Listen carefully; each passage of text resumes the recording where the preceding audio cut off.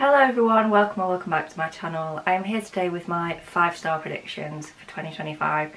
So the books that I've just got a feeling could be a 5-star, and I'm going to do some reading vlogs with these books to see if they actually are 5-star. So I'm going to try and include all of these in a reading vlog when I eventually get around to reading them.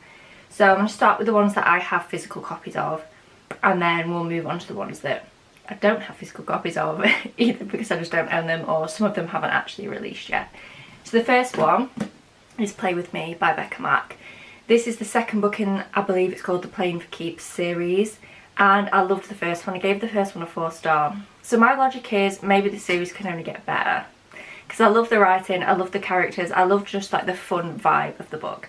So I feel like even if each individual book isn't 5-star, I've got a feeling at least this series could be like a 5-star series for me. It's basically a hockey romance. I don't actually know what this one's about. I kind of want to go in blind. I don't know the tropes or anything, but I know that these are hockey romances. And the first book, as I said, I loved it. So I'm really hoping that this one will follow in the shoes of that one and be even better. The next one is something very different for me, and it is Guild by Raven Kennedy. I think from what I've heard and what I've read, this is a darker fantasy series. I'm not necessarily saying the first book is going to be 5-star, but I feel like there's just something about this series that really calls to me, and I feel like potentially, again, the series as a whole could maybe be 5 stars. I think, oh yeah, this is also a retelling. I was going to say, I think this is a retelling. It's a King Midas retelling. I don't know much about King Midas at all. I don't know if that's going to help or hinder me going into this series, but I've had this on my shelves for a really long time, but something about it right now is just appealing to me, and I feel like it could be a 5-star series. Again, this is here to represent a series. It's The Chase by Elle Kennedy, and it's the first book in the Briar You series. Off Campus, you can see there, is a 5-star series for me. I adore that series with all my heart, and this is basically just a continuation of it. So I'm feeling like surely this is just going to be a 5-star series, you would think. Again, hockey romances, we've got a bit of a theme here. I love a good hockey romance, if you couldn't already tell. We've got 2 more left that I've got physical copies of. So the next one is The Fake Mate by Lana Ferguson. This is a bit rogue because I've never read anything by this author before, so we're going out on a bit of a limb here. But everyone said, if you like Bride by Ali Hazelwood, read this. And Bride was a 5-star, like a 6-star read for me last year. I know it's a different author and it's a bit of a different vibe, but I'm trusting the girlies that say that I'm gonna like this if I liked Bride. Again, this could go one of 2 ways. I could read this and realise actually this whole Omegaverse thing just isn't for me and I just loved Bride. Or I could read this and I've discovered like a whole new genre of books that I'm gonna love. I very much hope it's the second option. That would be nice. And then we've got another one that I've owned for a really long time, and I really don't know why I haven't read it yet, and it's Before We Were Strangers by Renee Carlino. If there's something I've learned about myself this year, it's that I really like romances that have a bit more to them. I still like it when the romance is the main plot. I still read a lot of romance books. I very much want the book to be about the romance, but I like it when there's a little subplot or just something emotional, essentially, is what I'm looking for. Just something that raises the stakes a little bit, whether that be for the relationship itself or just something else to do with the characters that doesn't impact the relationship but is there, if that makes sense.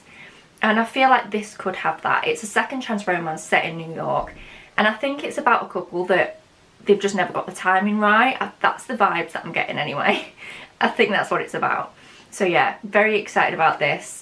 And it's also like just a cute short little read, but I just have a feeling that this is really going to pack a punch for some reason. Moving on to the books that I don't have physical copies of. So the first one hasn't been released yet, and it is Atmosphere by Taylor Jenkins Reid. I love Taylor Jenkins Reid's writing.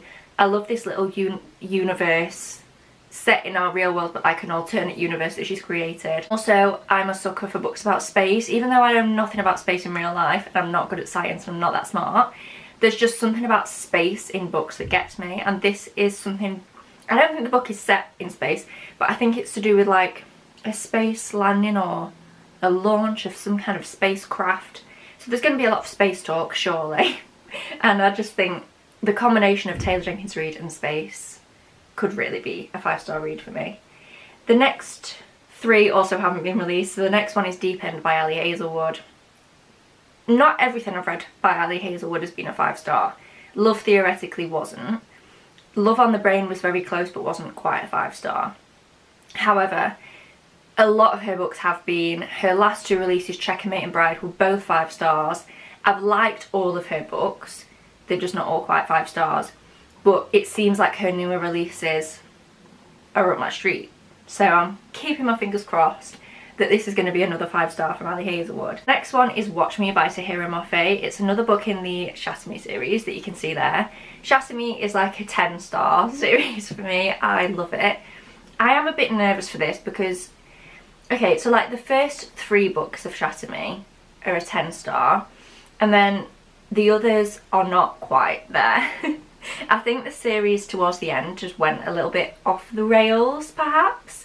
But I am still excited for this. I'm hoping that Tahereh Mafi has had a few years to calm down about the plot of Shasimi and really think about what we need next. The last one that hasn't been released yet is Great Big Beautiful Life by Emily Henry. Funny Story was a 6-star read for me in 2024. Happy Place wasn't. Happy Place was a 3-star, but with her newest release being a 5-star, a 6-star, I'm hoping again that I am back on with Emily Henry and that her new release will also be another 5 or 6-star.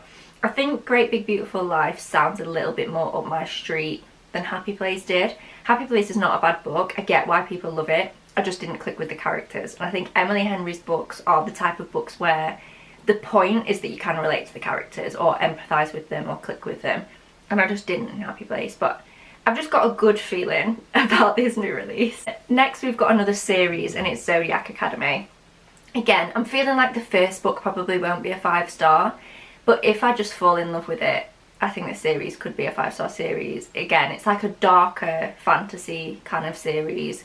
It's on Kindle Unlimited, so I'm going to start reading it on there and see how I feel about it. I think I am going to do a big vlog of just reading Zodiac Academy and see how we get on, because I've never read anything really like it.